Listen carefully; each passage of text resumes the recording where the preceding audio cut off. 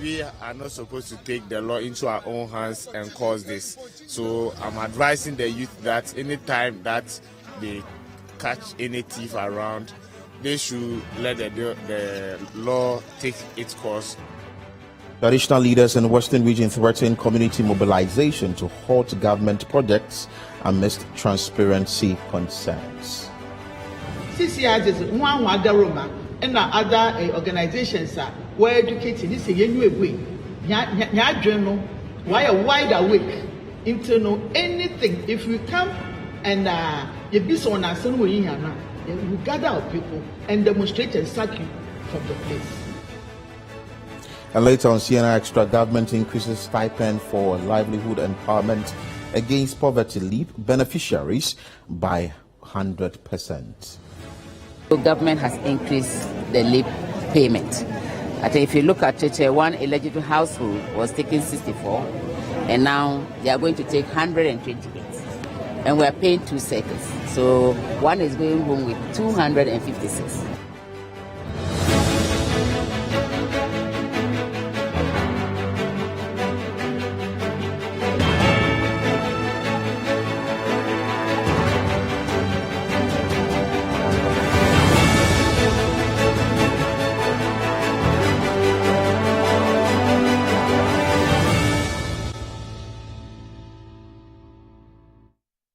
Once again, you're welcome to CNR Extra here on City TV. You can join us with your thoughts, submissions, and comments via WhatsApp line 0204447033 as well. We are also streaming on YouTube. You can join us there on City 2.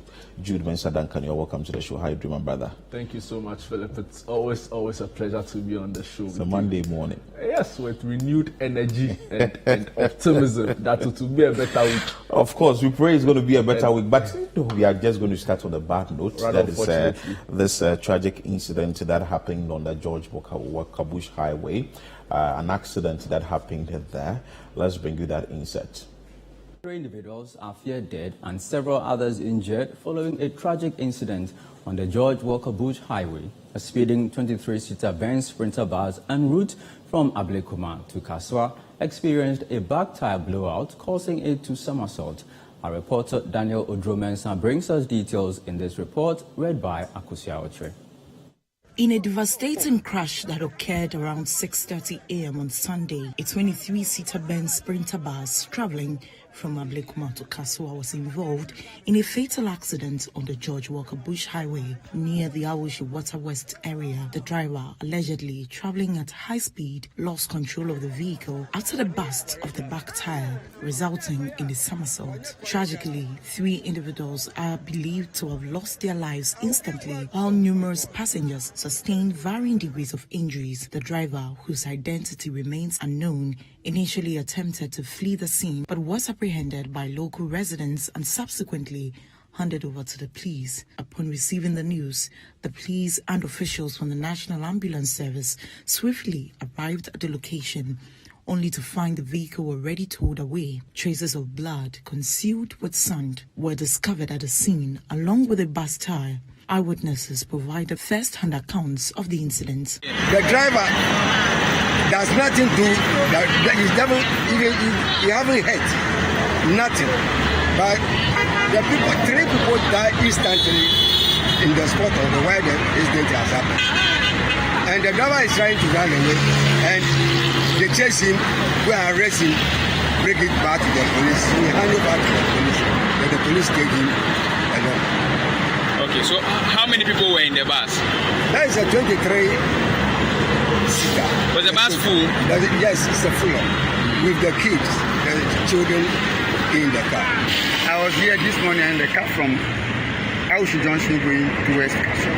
And then I reached Aushi Water West. And then I learned the car has the car somersault 3 times before he stands. After he stands, as I say, people lie on the ground. So I tell the driver to drop, so that the driver drop, I say you should help us. So that you save the people that are alive before you. So after I leave there and then he's going to close my store and come back. I close the door, come back, I see the driver he ran away. And then I help people with the carry the car inside before the police people come. Meanwhile, Eyewitnesses have expressed concerns regarding the urgent need for the government to address the issue of potholes on the highway and repair faulty traffic lights, emphasizing the importance of road safety measures. So this is a very sad one, which we pray that the various authorities will address immediately concerning the maintenance of vehicle. I know that when you are going to say check your vehicle for insurance or for roadworthy, which the police checks every now and then, they check whether your vehicle is in good condition. Again, if you are a vehicle owner and you wake up in the morning, it behoves on you that you check your vehicle, i.e. the water level, the pressure, and the vital things of the vehicle before you move the vehicle. But this is where we find ourselves that most of the commercial vehicles that we term as trotro. Most of the vehicle owners do not check, or the drivers do not check. They just move the vehicle just to get the vehicle full up, and they are running their day-to-day activities, which is very, very sad. Just our condolences to the bereaved families, or the families that lost their loved ones. But the right thing must be done. I mean, Philip, I agree with you, and like you said, our sincere condolence really to our condolences to the families who've lost their loved ones in this tragic accident. I mean, on Saturday evening, I was driving on that particular stretch, and I was shocked as to how from the turn from Tesano, that takes you to the George Walker Bush Highway, up until the Akramo roundabout, the street lights weren't functioning. And it was unbelievable for me, because it's a relatively modern highway, right? And I was shocked as to how the traffic lights were not working. In this particular accident or road crash, we understand that the driver's tire got burst and the car somersaulted. As a result of his speeding, the impact was more, right? So in a case, if he wasn't speeding, it probably wouldn't have been as devastating as we saw it in the news report. So then again, it goes to the age-old question of driver behavior on our road, right? In recent times, we've seen that to be getting more and more worse. In the recent accident somewhere in the central region, where a lot of people lost their lives, was as a result of driver behavior, because you understand with that one, he was tired and he was sleepy behind the wheels. This one was clearly a speeding problem. My concern is that with the police in issues like this is that we've seen the police come out with very outlandish projects, right? So in Assin North, for instance, we saw them use drones in an attempt to tackle election violence that would have come up in the by-election. Whilst there are low-hanging fruits like these that I think they should be focusing more on. What is preventing us as a people, for instance, from having speed check radars on our highways, right?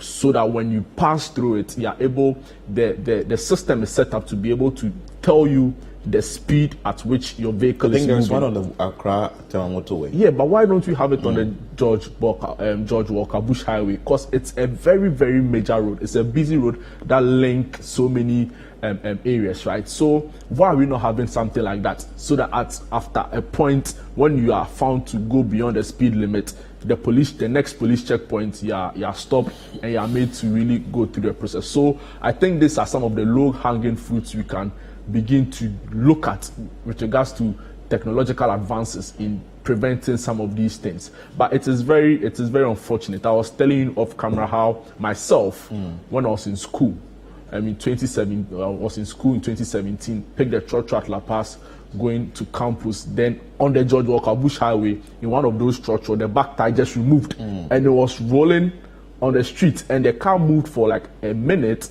without its back tire, and the driver wasn't too sharp, and it was a very scary moment. By the grace of God, I survived it together with the other people in the bus, but it could have been a completely different story altogether. So our sincere condolences really to the family, and your point, to reiterate your point to make about making sure that we adhere to standards, right? The DVLA, all of those who have to make sure that vehicles on the road are actually roadworthy should begin to revise their note. Rightly so. And the National Road Safety Authority is worried about this situation. The authority says that it will engage stakeholders on the way to intensify vehicle maintenance education for commercial drivers. And it's very important. Also, the issue of the handling of accident victims. At least it should be checked. It wasn't nice in that particular report we saw in there. Let's move away from this story and bring you a story from the Eastern region, which is also another worrying issue where an alleged serial thief was lynched by angry mob. Let's now head to the Eastern region, where a suspected thief has been lynched by enraged residents of Obuotumpang, a farming community in the Suhum municipality of that region. The suspect, identified as Kwekuata, was accused by community members of being a serial thief. He met a tragic end after being caught stealing electrical cables in the early hours of Sunday. City News reporter Neoni Amate Kanaku visited the community to gather more information on the incident. In recent times, residents in and around communities near Nyamikrom have been waging a war against criminal elements that have been terrorizing their neighborhood. Exactly 3 weeks ago, the Nyamikrom Community Watchdog Committee apprehended 2 robbers who had been causing havoc among residents day and night. Acting on intelligence about their intended operation, members of the Watchdog Committee laid an ambush, captured the criminals, and subjected them to hours of beating before handing them over to the police. The suspects were later taken to the hospital for treatment. All right, for a couple of years, as well as months and some weeks now, there has been a rampancy of stealing in Nyamikrom and its environs, which Obuotumpang is part. About 2 weeks to 3 weeks ago, we arrested 2. And I think now they are in the police custody. And just this morning, I heard a news that one of the thieves has been killed by unknown resident at Obuotumpang for allegedly stealing electrical cables. So I rushed in and I realized that it was true. A few days after that incident, a former community policing assistant narrowly escaped death when he was caught stealing electrical cables at Dasibre Estate. Unfortunately, on Sunday, luck ran out for Kwekuata, a well-known thief in Obuotumpang, a farming community in the Suhum municipality near Kufredia Nyamikrom. The unidentified vigilantes who caught him stealing an electrical cable subjected him to severe beatings, stripped him naked, amputated his wrist, and left him to bleed profusely. He eventually passed away in the center of the town where his body was covered with leaves. City News arrived at the scene to find personnel from the Koforidua Central Police Station who had been informed about the incident, retrieving the suspect's body to aid their investigations. Some community members, when interviewed by City News about the recent incident of robberies in that area, claimed to have no knowledge of those who lynched the suspect. The material is oil chrome for I am machine and material so much chrome for me. Inti me buy an ass or the Wokaja one cassa. Now, or me back pe, and no mechanic selfish, but in poor can inside the no me buy an order. Your bunny be answer my own. Inti and 1 idea is Anna Yaringo police for no mabefane. Chrono dear Massa, you may boo ceilings see a near sim. Any way a damn one more dear, you perceive a fat, you put your dining in Acradico. Ha, when chance, I know me, master. God sends a homo could yarn in your my diapers a city, chance and money a city bag, and only had in your own position in a few. And on the coy. And the idea taste you happen, taste. I may a boo a bidding cranky air comb, a young comb, and to any meaning at it on the way we are check. Omocheno no aba oba obeye omocheno no aba oba obeye enti enene na wie ya ye de beto ni say omawie wie no. I can't hear say one guy be died. Fridays I go church where I can see them say he died, but another guy they want a community. But every day people they complain say they still, but I know see say they still before. But today I can't hear say them say he died for him. Violence become very rampant. Today, somebody's motorcycle, tomorrow it is your goat. The next day it is your cassava. It is becoming very rampant in this area. My call is there's no police station within this place. It's too far to access a police station. So I believe that if there's a police station near the community, because from here to Koforidia, before you can get the nearest police station, and this our side is even under Suhum, so you have to go to Suhum to get to a police station, and there's a big issue for us. So if there should be a police station near, I believe it will reduce the number of crimes. Meanwhile, the assemblyman for Nyamikrom electoral area, a nearby community in the New Japan sub-municipality, Nana Boy Enoch, described the recent activities of thieves as a nuisance. He urged community members not to take the law into their own hands, but instead to hand over criminals to the police. I'm a bit worried about the rampancy of the stealing in the area. Why? Because you see, we are serving the community and whereby the community don't have peace as a result of this rampancy of stealing. I'm a bit worried, but we do advise that as youth, or the youth, they are mostly found in that act, and we do advise them that they should rather get something better doing rather than doing this, and it has ended one into this. So I'm advising the youth that they should make sure they get something doing rather than this.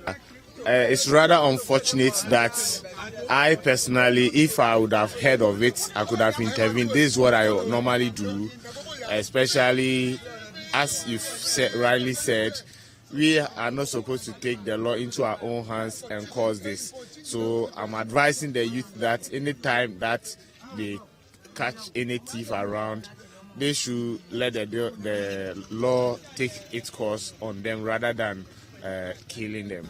Residents of Obuotumpan here in the Suhum municipality are appealing to the Ghana Police Service to intensify its visibility within their communities. According to them, recent issues of thievery in their community has become a major challenge for residents in the area. For City News, Neo Ni Amati Kanaku, Obuotumpan, Suhum municipality. Taking the law into your hands to lynch is not accepted. But one will also argue that the residents of the area, they have complained countlessly that the issue of robbery incidents is becoming one too many, and that should be addressed. Will you say that there's a way that they can't waste for justice to be served, but they took things into their own hands to serve justice? It's not right. But someone also asked that the incident is something that is becoming of a big challenge in the community. Why will you go in there and be stealing cables every now and then, and other things in the community also be getting missing? And that if they find a scapegoat, he will be dealt with. I mean, as infuriating as being a victim of stealing can be, and very, very upsetting as it can be, I think mob justice isn't still the way to go at all in terms of justice delivery in any form and in any manner. I mean, Philip, everybody deserves a second chance, right? And even if you are caught in the act of stealing, it doesn't warrant any other person using any other means to take your life or to inflict pain in one way or the other, let alone to lose your life under such circumstances. So that is quite unfortunate. I mean, it can get very upsetting, like I said, but it shouldn't get to the point where people take the law into their own hands. And for me, I think that is where we should draw the line. Clearly, from the look of things, we've not learned much from the incident of Major Mahama and how it shook the entire nation, right? And even recently at the University of Ghana, there were videos on social media as to how someone who was terrorizing students was lynched to near death. I don't know how that ended, but I mean, he was clearly almost gone in the videos that was on social media. So it's quite unfortunate. I've always said that with some of these things, right, the community members talk about how time and time again they've been victims of stealing, of some of, and they've complained several times of the stealing of cables. And I'm wondering what has been the response of the police, local law enforcement in the area. Did the police actually make an attempt? Are they? They talk about a watchdog coming together now to play a watchdog role to watch the community, and I'm wondering how long is this going to be sustainable? What happens if now people want to use the term watchdog to now push or settle personal scores, right? So you don't want to create a situation like this. For which reason you expect the police to be up and doing in these communities. We see the police in Accra. We see police visibility a lot here, and we commend them for what they do on our streets. Every now and then you drive a few kilometers, you see a police on a motorbike, you see a police standing. But it's the same for parts in rural Ghana, right? Where now we understand that crime is also becoming rampant in some of these communities. So we expect, I think the long and short of this is that if the police were up and doing, especially in that community or vicinity, it wouldn't have gotten to this point where a thief who is suspected to have been stealing on multiple occasions will be linked to death, right? But that's notwithstanding, we can't justify the instant mob justice we saw there in any way or any form, because tomorrow it could be any other person under the guise of someone may have laid some false accusation on the person, so and it will end up in the person very well. So we should be very mindful how we approach some of these things, even if the person was caught red-handed with whatever he said he's being stolen. There's a reason why the courts exist. There's a reason why we are under a democracy and we have a constitution we all are supposed to adhere to. So for me, I think this is wrong. It is we should condemn it, and never again should some of these things happen. So as the residents of Obuotumpan are calling on the police to intensify security in the communities, also your duty to ensure that the lynching there is not done. It's not accepted in any part of this country. Let's move away from this story. And some traditional leaders in the Western region, they have threatened community mobilization to halt government's project amidst transparency concerns. Let's bring you that insight. Now, some traditional leaders in the Western region are issuing a stern warning to the central government, threatening to mobilize their communities and halt projects funded by the government. Frustration has grown among residents and leaders due to limited information on funding sources and construction timelines for these projects. The lack of transparency hinders effective monitoring and undermines the principles of decentralization and participatory democracy. Reporting from Takoradi, City News' Western Regional Correspondent, Akwasi Ejeanim has more. Numerous projects in the Western region, such as the abandoned Takoradi 3-tier interchange, have remained incomplete, causing inconvenience and difficulties for motorists, particularly during the rainy season. With the aim of promoting transparency in public infrastructure and facilitating project monitoring, the Kosekandi Takoradi Infrastructure Transparency Initiative has introduced the Infrastructure Analytical Dashboard and Electronic Infrastructure Monitoring Tool in Takoradi. Currently, we have what we call the disclosure portal, where all the assemblies are disclosing information based on a standard made up of 57 data points. But as individuals, as community stakeholders, we realize that they are not able to really filter the information, so they can ask punching questions that will make the assemblies or the duty bearers be on their feet. What this platform provides a unique service. What it does is that we are showing you in an infographic format, through bar charts, paragraphs, the information that the assemblies have disclosed on the portal. So the dashboard filters information from the portal. So at a glance, you begin to understand how much money was originally planned to be paid to a particular contractor and how much was paid at the end of the day. That is time cost overrun. You can also be able to understand issues around time overrun. What it means is that if a particular contractor was earmarked to complete a project within a 3 months period, and has exceeded or even gone 2 months extra or a year extra, here it triggers certain questions. While residents and traditional authorities view the dashboard as a positive step towards monitoring public infrastructure projects, traditional leaders express concerns about the lack of information regarding centrally awarded projects in their localities. Consequently, they are threatening to halt such projects. It's about time, man. As individuals, we are sure there. You don't want to government projects. You are catching there. National profits no bay. Internal. The assembly doesn't have any idea about it. The assembly doesn't know the contractor. The contractor should stop work. the contractors should stop work because into member obinu crop there be here ade eman for so as abra amount for who now aba mo wa betiru there I na ye nkrora obi so asama na emma chiki answers CCR is one other Roma and other organizations are well educated. This is a new way. Nya journal, why a wide awake into know anything. If we come and you be so on a son we gather our people and demonstrate and sack you from the place. Nyamoro kodono onye kra onye government waji esika it is for us and na ye yin there on shadow government on shadow na on ma obi on share information is just an administrator to administer our money for us, but why a lord over us? It's a project to be free top no ruba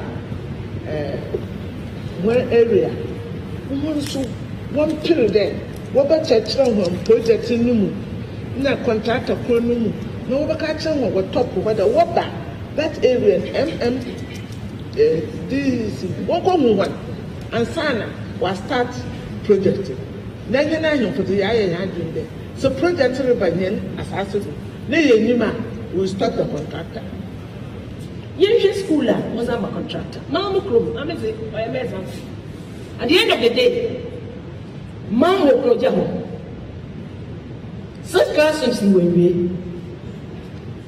At the end of the day, now, me not do my own, I mean, all students here. This one will go to the problem. No, I'll be in the walk over, which why toilet time from me.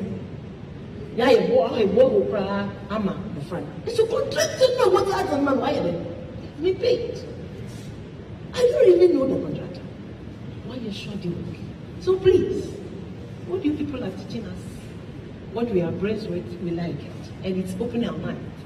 But let's see how best. Say yes, you call me a community. Answer Papa Biden. The traditional leaders further elaborate on their decision, arguing that the continuous awarding of contracts at the national level without involving local authorities goes against the principles of decentralization and local participation. Decentralization, CCR no. So me DC another me plan office will be paid. It may be where you go a Shama district. Unless you go to Accra. All others, you have to get it from Accra. And where is the decentralization? You go to your assembly, you can get everything there. Any information that you need, you can have it there. But see, only because this is only. It's not that the DC is lying. He's telling the truth. The only. Why should it be so? Because why do you want from the top and all but down? Into contract all but now why a handicap. Into no, also could get this and someone approach neighbor for show.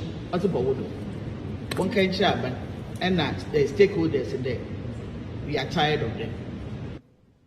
The chairman of the Secondary Takrady Coast Infrastructure Transparency Initiative multi-stakeholder group, in an interview with City News, highlights how the lack of information and local authority involvement in projects awarded in Accra fosters corruption. We need stuff from central government, but even if the central government control the stuff, they should give us the information. They should also put information on the platform so that we can ask questions, so they'll be more transparent. The more people have access to the platform and the more the questions are asked, the less corrupt people can be. For City News, I'm Akwesi Jenim, Takrady.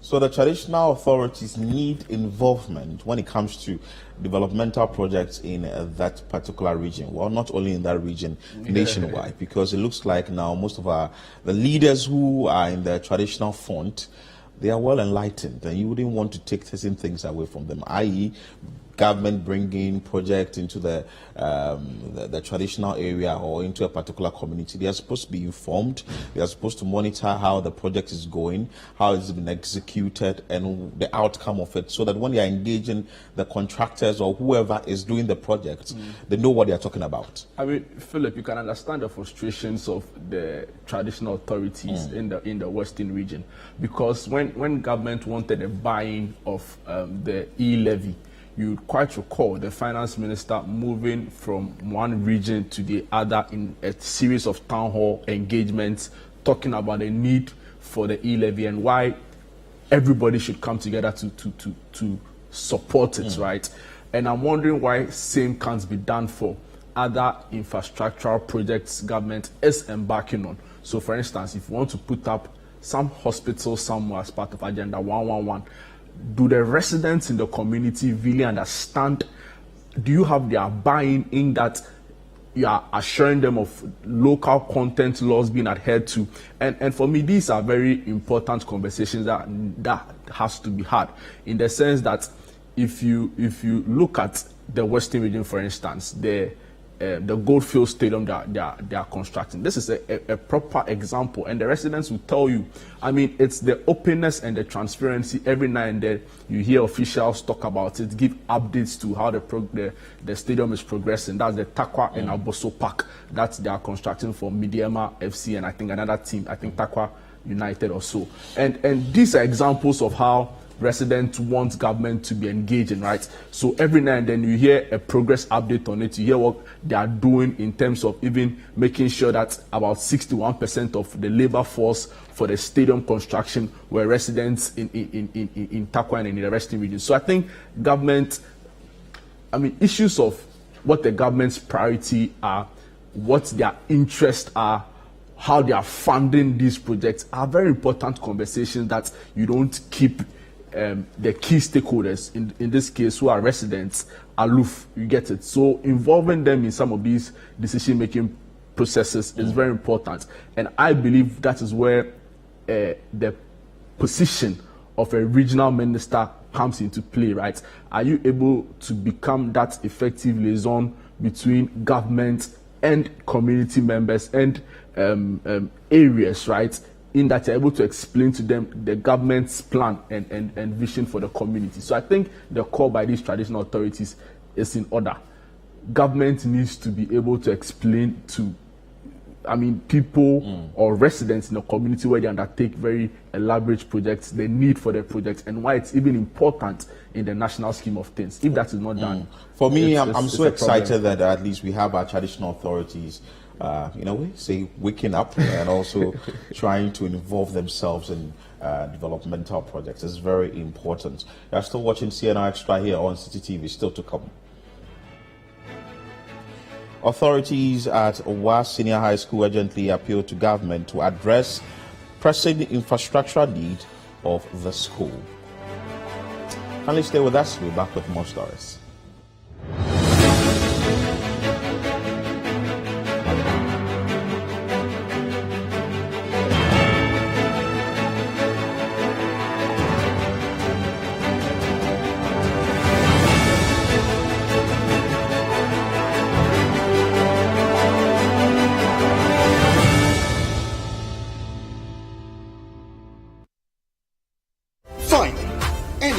Can become a household. Oh, wow. Yeah. You Go Flip, a real estate gaming platform that allows you to play and stand a chance of winning a house or cash or consolidated prizes, such as savings towards a house. Simple and easy to play. Visit www.yougoflip.com.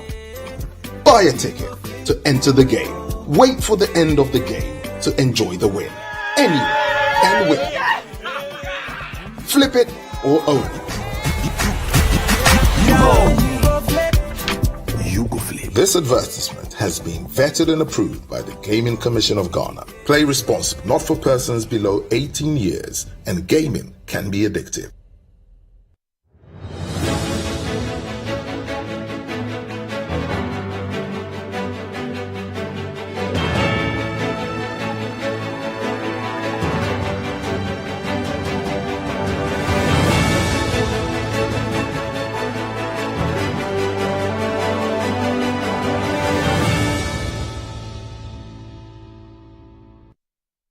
Many thanks for staying with us here on CNR Extra. Let's bring you some more stories. And authorities at the Owa Senior High School, they are urgently asking government to come to their aid by addressing pressing infrastructural needs.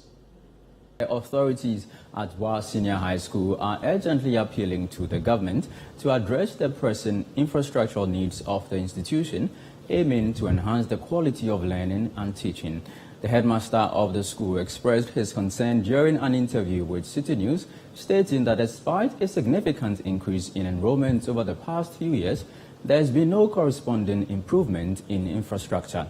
This situation has resulted in severe congestion and hindered the overall learning experience for students. City News' Latif Mahama provides further details in the story. Located in the Upper West region, Wa Senior High School has experienced a surge in enrollment, making it one of the most popular schools in the area.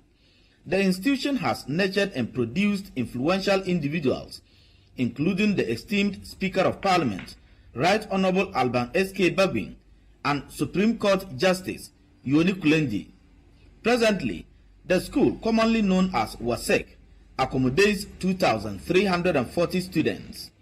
Despite its significant contributions to the nation's human resource needs, the school is grappling with a plethora of challenges. The most prominent among them is the limited infrastructure, significantly affecting the effectiveness of teaching and learning. For instance, the school's dining hall, originally designed for 200 students, now has to cater for 2,000 students, resulting in overcrowding. This issue extends to the assembly hall and the few dormitories available. With the type of discipline we have in recent times, our enrollment has actually outnumbered the current infrastructure we have. Our current population is 2,300 and still counting. So many of the students are day students and would have loved that they come into the boarding house to enable us have full control over them. And in this particular situation in which we find ourselves, if we get a 500 capacity boys dormitory and a 500 capacity girls dormitory, I think it will help with the accommodation. In addition to that, if we get an 18-unit classroom, it will serve a very great purpose. As we speak, most of the students, especially the science students, are rather using the science laboratories as their permanent classrooms. So when any other school or class wants to join to have science, it means a science class has to come out and allow them to use the equipment in the laboratory. So our current population of over 2,300 really calls for more infrastructure in the school.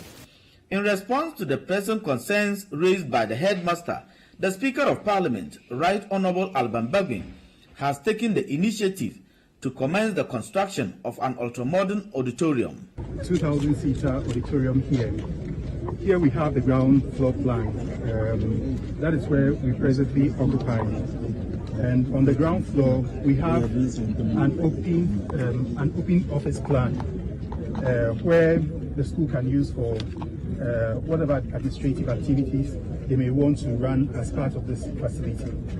Like I mentioned earlier, the ground floor seats 1,600. The next drawing we have here is for the first floor plan. On this side of it, we have a gallery, which seats 400. We also have a mini conference, a conference room here, and a meeting room there. The conference room here seats about 100, and then the meeting room seats about 20 people. On the next drawing we have here, we have the elevation. Here we have the back elevation, the front elevation, the left and then the right elevation. During a gathering of students and staff at Wa Senior High School, the Speaker of Parliament, Right Honorable Alban Babin, encouraged them to maintain discipline and strive to build upon the school's past achievements. What they build in Achimuta must build in Wasek. And what they build in Western Girls must be built in Japa. Unless it's old boys, that one we can't contest, the old boys. And I think that the old boys and the old girls here must also wake up to their responsibilities. It's part of our responsibility. I'm doing this because I'm an old boy of what? This school. You call us old bones, don't worry, you'll get there. So we are here just to inspect the project, and I want to assure you that we do everything because we are far behind the celebration of our 50th anniversary. All the celebrations that this school has undertaken, I have always been behind it. And so this is not the first project I'm doing here. I've been doing a lot of projects. I've been supplying a lot of computers. The speaker symbolically laid the foundation block and pledged to work closely with relevant authorities to address the numerous challenges facing the school. Inadequate infrastructure appears to be a major hindrance confronting teaching and learning at the Wa Senior High School. Authorities of the school are thus appealing to the government to help alleviate the situation. Reporting for City News, my name is Latif Mahama, Wa Senior High School. So WASEC is in dire need of infrastructure, but that is what the management or the authorities of the school say. We say that a good job done by the Speaker of Parliament. His is old school. That's where he attended. That is his alma mater, and he's doing so well. But then again, if there is some support from government to help address this, is going to help, because in the report, if a dining hall that is expected to take 200 students is now having to take over 2,000 students. That's I mean, Philip, you can say that for Wa Secondary School, as you can for Presec Legon, as you can for Accra Academy, as you can for Swedo School of Business. So many schools, everywhere. right? I mean, because the numbers now is quite incredible and it's on the rise. When I was in Accra Academy, the art class were only 2, Art 1 and Art 2. I went to the school some 2-3 months ago, and they have 9 art classes. And guess what? It is basically the same infrastructure there. At the time, we were even complaining that, see, in the hall, we called it hall, no house. In the hall where I was in, that's how Ado Hall, it was the prefect cubicle where I was in, was originally designed for 3 people. We are about 6 people there. Now, I can't even put my mind to what the numbers will be. What do you think? What do you think is accounting to this? Free SHS has definitely had an effect on school enrollment, and that is good, because the more people in school means that the literacy rate of the country is on the rise, and it comes with its own benefits and its own way of helping the nation building in the long run. But my concern has got to do with the fact that I hope we don't sacrifice the quality for quantity, and in so doing mortgage our future. Why am I saying this? Because, Philip, see, the effect of this won't be felt now, right? The effect of the poor quality, the congestion, we are a disease outbreak away from closing down schools with the kind of congestion we see in our schools, right? So my concern is that I really hope we are not doing what is politically expedient now at the expense of the future of this country. And this is where I've said that, see, so many people, if I'm the one saying it, then you can say, probably, what do I know? But when somebody who's running a university, like the University of Ghana, Professor Ernest Ayite, so many people, Ashesi, Dr. Patrick Iwa, so many people, I'm lost of count, right? Come out to say that it's about time we really look at the way we are implementing free SHS in this country. I think government should, as a matter of urgency, begin to consider it. Some time ago, the minister said all things were under consideration. That's the information minister, including a possible review. Later, we saw some other government communicators backtrack on that. I mean, you really don't get a sense as to what government wants to do with regards to conducting a review. I'm not too sure if it's the word review they don't want us to use, right? But the point is that it is not pleasant what is happening in our senior high schools. If you go to a school like Presec, they can't even meet in the assembly hall any longer. When they are doing church service in the evening, they sit in some large open space. I've been there before for their church service, and the numbers are incredible, right? But there's little infrastructure to support all of those numbers. So for me, I think it's about time. As much as we love our senior high schools, we have to make sure that we don't sacrifice the quantity and the need for enrollment with a quality, because it will come back to bite. Rightly so. Let's move away from this story. And the Food and Drugs Authority is asking food vendors to adhere to safety standards. Food and Drugs Authority, FDA, has issued a stern warning to food vendors and sellers of medicinal products, emphasizing the need to strictly adhere to approved food safety standards. Failure to comply may result in severe consequences imposed by the FDA. To ensure compliance, the FDA has intensified its monitoring of advertisements on electronic and social media platforms. This heightened surveillance has already led to several arrests. City News' Bureau Chief for the Middle Belt, Edward Opomafo, reports. Recognizing the importance of upholding food safety standards, the Food and Drugs Authority, FDA, has implemented a rigorous system to ensure that individuals involved in the sale of food items and medicinal products comply with safety regulations. The FDA has initiated comprehensive market surveillance activities to verify the proper registration of all vendors engaged in the sale of food and medicines to the public. John Lai Odai Tete, the Ashanti Regional Head of the Food and Drugs Authority, sheds light on the authority's efforts. We have a rigorous market surveillance activity which takes us to all the sales points. We ensure that products as registered are still the same.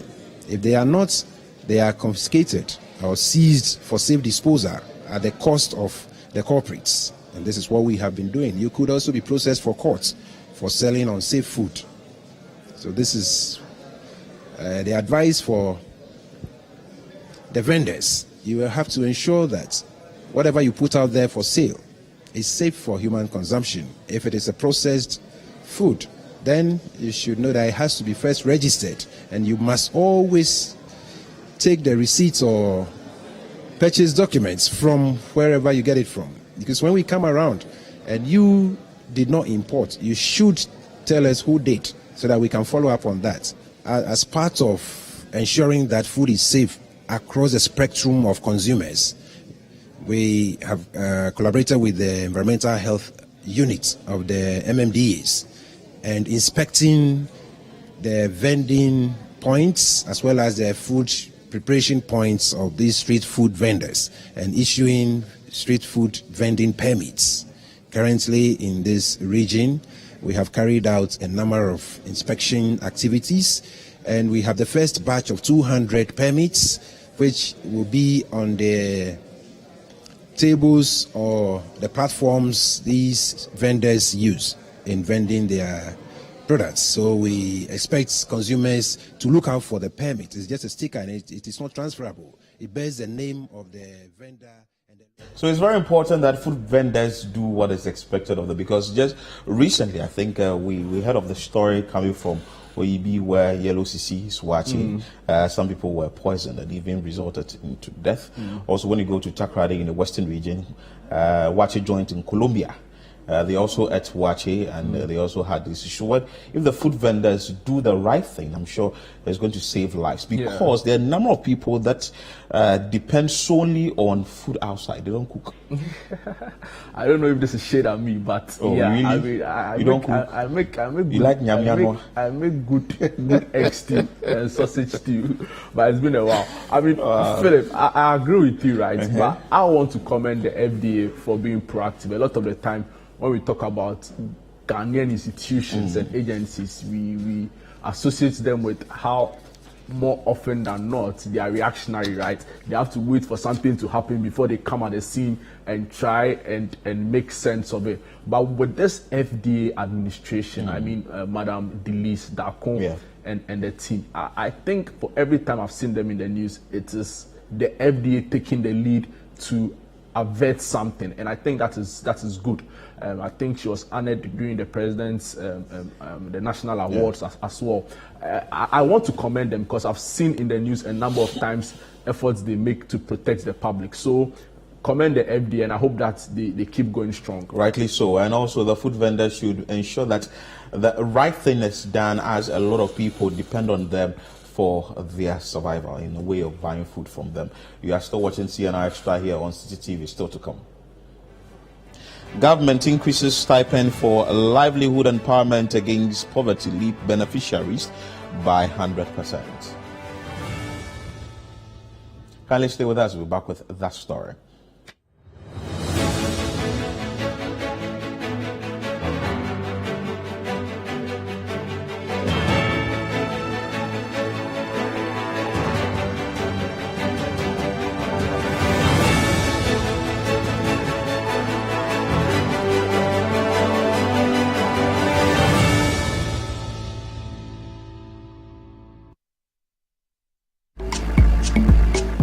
One of Ghana's finest fashion designers, one of Ghana's most accomplished names in the fashion industry, not just within Ghana, but on the African continent, Kofi Akotua. You're welcome. No, I had to do it. No, I had to do it. QA's coconut rice with honey glazed chicken wings, potato salad, and a carrot puree. Now, I mean, I've seen how intimate it gets when you're dealing with the Kofi Akotua team in creating a piece. You know, they take you over. If you're very passionate about what you do and you kind of have a vision as to where you want to get to, nothing can, pull you back. What's cooking? Wow. Wow. You see, if it were soupy, I would say Bearman, but I can see that this is Bearman sound with What? Who says that?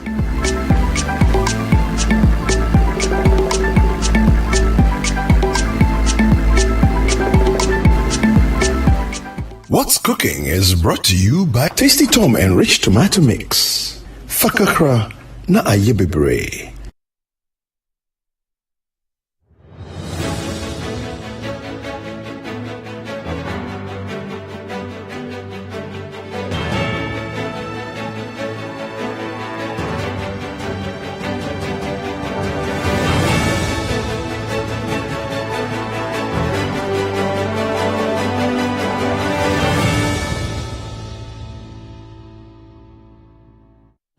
You're welcome back. Let's bring you that exciting story for the beneficiaries of LEAP, because government has increased their stipends by 100%.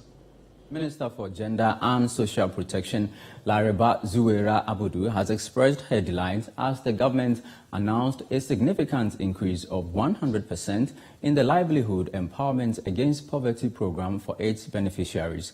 Formerly receiving 64 Ghana cedis, each beneficiary would now take home 128 Ghana cedis, while those receiving 76 cedis would receive 152 cedis.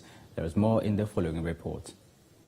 The Minister for Gender and Social Protection, Honorable Laraba Zuwera Abudu, is optimistic the revised stipends under the Livelihood Empowerment Against Poverty, LEAP, will go a long way to help beneficiaries surmount their daily challenges. A beneficiary who previously was taking 64 Ghana cedis now goes home with 120 Ghana cedis, whilst those on 76 cedis now takes 152 cedis. The minister said this at West Mampruso district in the Northeast region during a payment exercise by the government. Today is a special day. We are here to pay LEAP beneficiaries. So as you can see, the crowd, they are here to take their monies. And then, government has increased the LEAP payment. I think if you look at it, one eligible household was taking 64, and now they are going to take 128. And we are paying 2 cycles. So one is going home with 256. So then you come to the second one, who was taking 76, now 152. And he's going home with 304.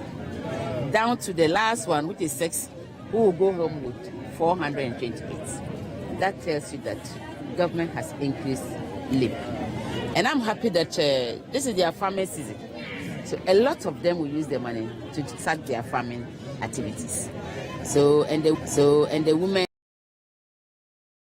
64, and now you are taking 125. At least you can. Them will use them. Some of them are vegetable farmers here, this community, and I know they can use it to do their vegetable farming, and they can sell and get more income. So we want to thank the government for the increment and thank the World Bank for supporting this laudable project. Without them, this project can thrive. So I'm very happy that the increase will just change lives. You know, it will change a lot, especially the women. You can see that they are majority. And what I'm happy about is it doesn't know party colors. You know, we are here. They are from this community. And then I know most of them who belong to the other party and who belong to the NDP. And they are all going to be beneficiaries. And that's heartwarming about this project. The head of Social Welfare and Community Development, Alhaji Abdul Wahab Ibrahim, highlights the benefits and intentions of the LEAP project. For West Mamprusi, we have a total beneficiaries of 6,417 LEAP households benefiting from the LEAP cash grants. And this time around, we are paying them with the increment, and the increment goes with arrears. That is, we are paying 83rd, 84th payment cycle. And government has transferred about 1,815,176 Ghana cedis to West Mamprusi Municipal Assembly to do disbursement to all LEAP beneficiaries. And these money are paid into the easy cards of these our LEAP beneficiaries. And we are with, and Bangmalgu is the accredited participative financial institution mandated to do the cash out in West Mampo, and basically that's what we are doing in guide for beneficiaries in Guide, Bini and Nayokun today. Yeah, for LEAP it's mandatory. Before you do payment, you must engage them. We call it beneficiary fora. You must engage them with the conditionalities and the current trend that we have in the country. You sensitize them on the need to enroll their children in school. You sensitize them on the need for them to have health insurance cards. We renew the health insurance cards for them and register all the beneficiaries onto the health insurance with free of charge. Our household visit is part of our monitoring that we do. And even this payment, I receive a team from the social protection. So at least this will cushion the LEAP beneficiaries a little, because if you are taking 64 Ghana cedis now, you'll be taking home 128, and if you are taking 76 Ghana cedis, you'll be taking home 152. They've been calling for an increment every now and then. It's refreshing that at least now you have a sector minister who is actually working right after a very long absence. Yes. But I mean, Philip, I hope that we are able to keep this going, and that issues of arrears, ghost names, and all of those things are or becomes a thing of the past, right? I think at another time we have to talk about how the LEAP itself is not leaping like that. It's not leaping, eh? It's limping. It's limping. It's limping. It's not leaping. It's limping. Anyway, that's how we end today's edition of CNR Extra here on City TV. My name is Philip Nihilati. I did this with Jude Mensah Duncan. Many thanks for your time as always, and keep watching City TV.